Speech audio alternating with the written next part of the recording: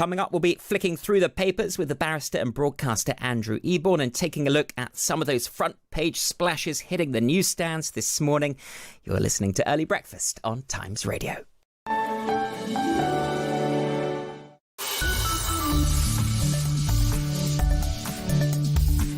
Times Radio Early Breakfast. 5:19 Early Breakfast with me, James Kitchin. Hello there, lovely to have you with us on this Tuesday morning. Let's have a look at the papers now with the barrister and broadcaster Andrew Eborn. Hi, Andrew. Hi, how you doing, James? Lovely to join you as always. Yeah, likewise. The front page is filled with pictures of Donald and Melania Trump greeting the King and Queen on the South Lawn of the White House. Smiles and handshakes all round. A peace envoy, says the Mirror. The Sun goes with United King Don. Go on. Yeah, absolutely. We always love a good pun, don't we? We do indeed. But the real test, Andrew, comes later with that historic address to both houses of Congress. The King treading a delicate diplomatic line amidst those strained transatlantic relations. The Times revealing Charles's theme, if you like, will be one of unity. So what can we expect to hear later? Well, it's a highly choreographed visit, isn't it? It's a sort of complex trip, as I would say, sort of wrapped in that spirit of hope and optimism. But symbolism doing the heavy lifting where politics can't. We talked about the special relationship. Well, that's never been under greater strain, that good old President Trump throwing all sorts of barbed comments about Starmer saying he's no Churchill and so on and so forth. But the message will be one of continuity. He's going to say, look, differences come and go, but the UK-US bond endures. And it's all about that sort of soft diplomacy, that soft power, if you like. And the special relationship, as you know, it dates all the way back to Churchill. And basically, he himself had differences at that time. We've managed to survive all those differences. And history tells us that friction is normal, but fracture is not. And it's because the relationship is so deep that it endures. So you remember that Churchill and Roosevelt, they disagreed over the strategy with Stalin. Margaret Thatcher, the big love affair that she had with Ronald Reagan, they still disagreed about things like the 1983 US invasion of Grenada and the US neutrality and weapon sales during the Falkland Wars, and also his push for the Strategic Defence Initiative, the so-called sort of Star Wars programme. The reality is that the King is a master diplomat.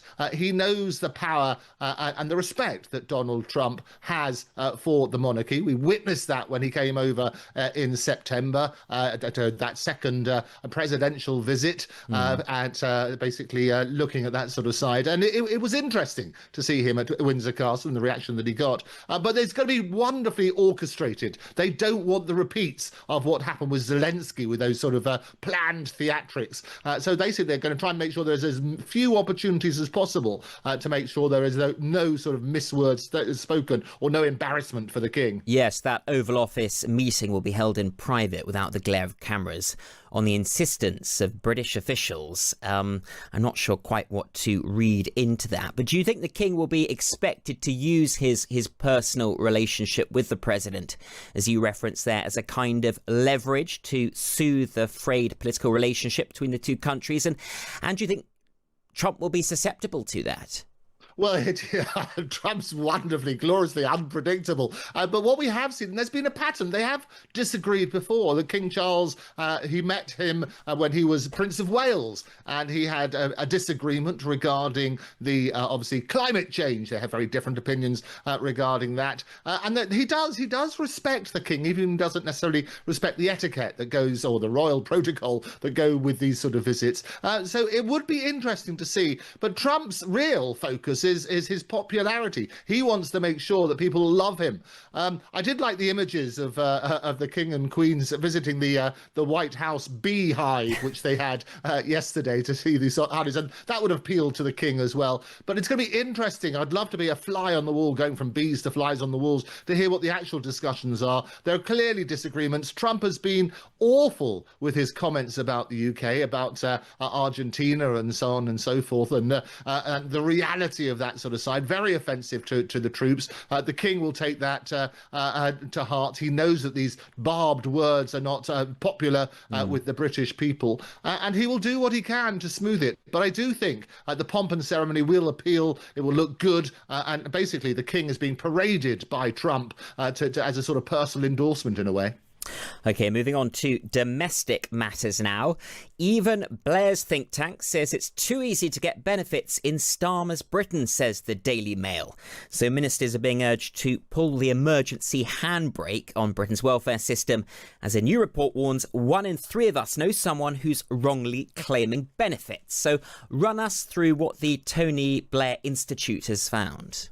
Yes, well, he's basically saying exactly that. They say the conditions for things like anxiety, depression and stress, he's urging that they halt these because they're saying that people generally think, well, the system is unaffordable and unsustainable. And they're calling on the sort of government to apply this emergency handbrake. And there are new claims about getting a string of conditions while ministers consider wider reform. And it's absolutely right. They're saying, look, about a third of people say they personally know someone getting benefits who doesn't genuinely need them. And more than half, 53%, said the welfare system makes it more likely that young people with mental health problems will permanently leave workforce or education.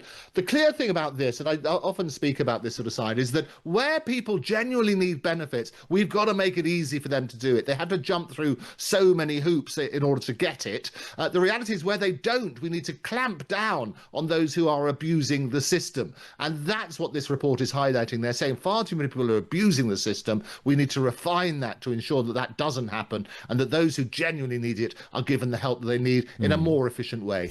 Yeah, it found spending on sickness benefits has jumped by 19.6% in the UK since 2019. The rise in France was just 5.9%, while the figure has fallen by 9.9% in Australia and 15% in the US. Andrew, the report suggests that people reporting a range of conditions, including things like anxiety, depression, stress and ADHD, should no longer be granted benefits unless they can show that their condition makes it impossible for them to work. How do you go about proving that negative? Yeah, exactly. And that's the difficulty. That's what I'm saying. If you're putting people who genuinely and where people genuinely need help, we should help them and we should make it easy. But adding to that anxiety by putting a pressure on them and say, well, prove that you're anxious, it obviously would involve a third party. So you've got to turn around and say, well, OK, is that going to be more strain on the medical profession to, I don't know, issue a particular certificate to say, yes, they're very anxious and depressed and therefore should get these benefits. So it's a massive strain. I always say that the best way to do these is be very, very clear as to the rules, make it easy for those who genuinely need it to get those benefits, and more difficult and stamp out those who are abusing the system. Yeah, and we know Keir Starmer was forced last year to abandon plans to trim £5 billion from the welfare bill in the face of that huge Labour rebellion. And given his current vulnerability, we'd probably be surprised if this report was acted on. Meanwhile, Andrew, the Times reports unions are telling supermarket security staff to avoid stopping thieves despite a surge in shoplifting. This is the Security Industry Federation, which says members' safety is more important than the bottom lines of the retailers that employ them. Is that a fair argument? Well, it's certainly what they're saying. They're saying, watch, report and be an expert witness for police. I'm sure that the shops who are employing these security people, they want them to stop the thieves and that no theft is victimless. And you find a lot of these sort of smaller shops and so on and so forth, their margins are so tight that we used to have that sort of crazy rule about under 200 quid. They couldn't even be bothered to investigate it. The reality is that theft is not victimless, as they say. We need to have security forces who can stop people where necessary. But just watching and reporting, you see the terrible things which are posted on social media about people abusing that sort of system and stealing as a result of people going against that. So Daniel Garnham, who's the union's general secretary, he said that whilst advice went against the instincts and principle of many good security professionals, someone else's stock is not more important than your safety, your career or your license. In other words, you don't necessarily need to stop them at all. You're just going to act as a witness. That can only lead to bad things happening. It comes as the Telegraph has exposed so-called micro-looters. From New York to London, a wave of well-off middle-class shoplifters are rebranding occasional petty theft as a moral choice and a political act. The headline reads, "I shouldn't have to pay for avocados when shops are owned by billionaires." Whole Foods apparently in the eye of the storm. Now, Andrew, you're a practicing barrister. What do you make of this rebranding of shoplifting as a kind of legitimate gaming of the system? Oh, it's appalling, isn't it? There's this sort of strange new rule of shoplifting. It's acceptable, even laudable, to steal from chain supermarkets, so long as you're a wealthy person doing it in the name of progressive values. So this is not people needing to shop, needing sort of because they're running out, so the change in their pocket is the only change they care about. These are people who are well off. They are affluent, but basically they call this sort of micro looting, and there's a slight political valence, if they say, to this sort of kind of theft, as opposed to just the thrill of getting away with something. It sounds like a sort of thing a university student might say after attending their first lecture on Marxism, isn't it?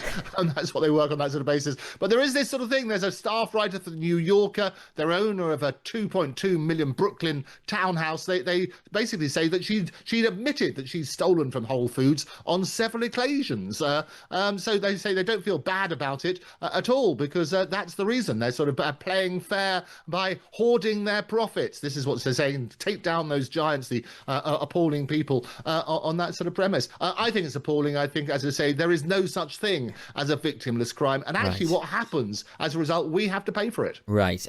On the subject of petty crime, we just have 30 seconds to touch on this story that makes many of the papers this morning, stemming from the deep breath Russian Medical Academy of Continuous Professional Education in Moscow. Researchers there have discovered forbidden food really does taste better, especially when it comes to nicking someone else's chips. Absolutely. Il cibo rubaha chio sa pure, I think. Beautifully done. I thank you. A bit of Italian for you, which basically means stolen food is more flavourful. That has now been scientifically proven. They did 4 little things. Some where they gave people some chips, some where they got handed by somebody else. But the most exciting and the best taste test was when you nicked it off somebody's plate. And the more difficult it was, because there was a security guard there or whatever, the chips, which were exactly the same temperature, same taste, same flavouring, they worked out, according to this particular side, that they tasted far, far better. That element of risk is the best possible source. Yes, prohibition can increase both desire and enjoyment, and small acts of transgression can be thrilling. There we are. Andrew, thank you very much indeed. Great to have you with us. My thanks to you, the barrister and broadcaster Andrew Eborn there with the paper review. Across the UK, on DAB, online and on your smart speaker. This is Times Radio.